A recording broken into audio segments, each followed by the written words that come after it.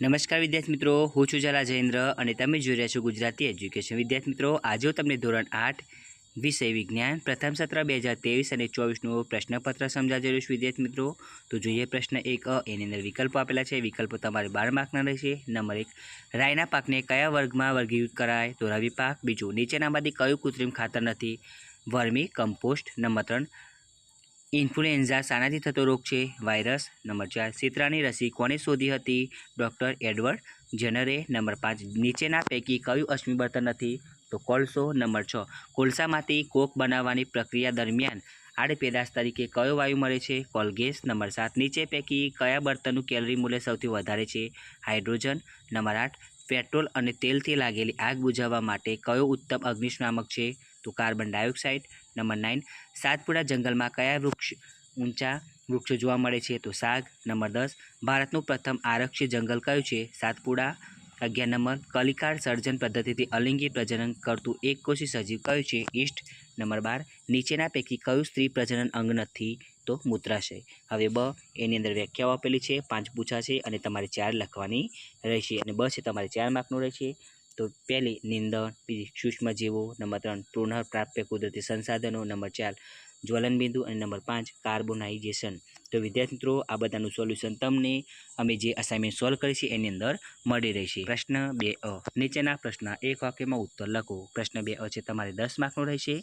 Number 1, વાવતી વખતે બીજ જમીનમાં ઢંકાયેલું શા માટે રહેવું જોઈએ? બીજું, સિમ્બી કુળની વનસ્પતિના મૂળ ગણિકાઓમાં કયા બેક્ટેરિયા વસવાટ કરે છે? નંબર 3, કોલસાનું કયું ઉત્પાદન ધાતુ નિષ્ક્રમણમાં વપરાય છે?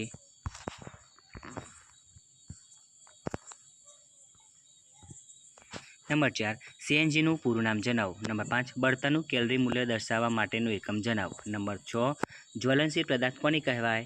નંબર 7, નાશ પ્રાપ્ય જાતિ કોને કહે છે? નંબર 8, અભયારણ્યમાં શાના પર સંપૂર્ણ પ્રતિબંધ છે? નંબર 9, દ્વિભાજનથી પ્રજનન કરતા 2 સજીવોના નામ આપો. અને નંબર 10, ટેસ્ટ ટ્યુબ બેબી કોને કહે છે?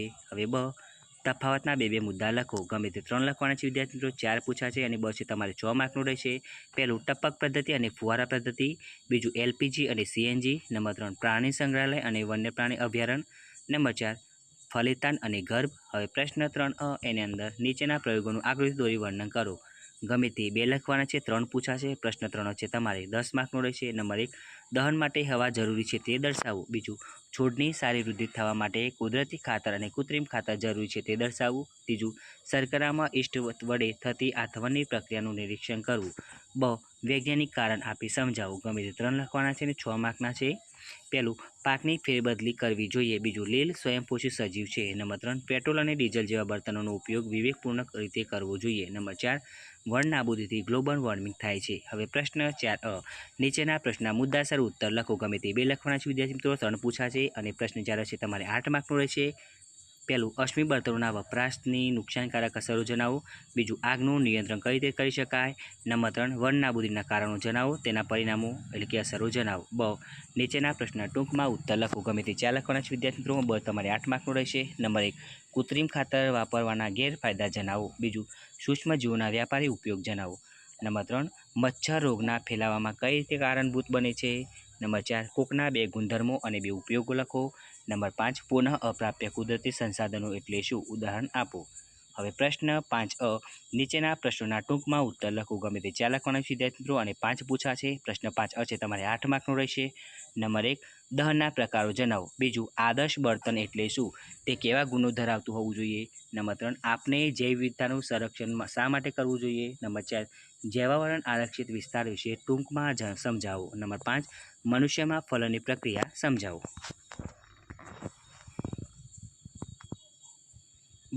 નીચેનાનું રવિ પાક અને ખરીફ પાકમાં વર્ગીકરણ કરો. તમારે 4 માર્કનું રહેશે. મગફળી, વટાણા, ડાંગર, ચણા, સોયાબીન, મકાઈ, રાઈ અને ઘઉં. નીચેના વિધાનો ખરા છે કે ખોટા તે જણાવો. તમારે 4 માર્કનું રહેશે. નંબર 1, કોક એ કાર્બનનું લગભગ શુદ્ધ સ્વરૂપ છે. બીજું, કેરોસીન અશ્મિ બળતણ નથી. નંબર 3, ભારતમાં પ્રાકૃતિક વનોની મર્યાદિત કટાઈ માટે વન સંરક્ષણ અધિનિયમ છે. નંબર 4, ભ્રૂણ એક જ કોષનો બનેલ હોય છે.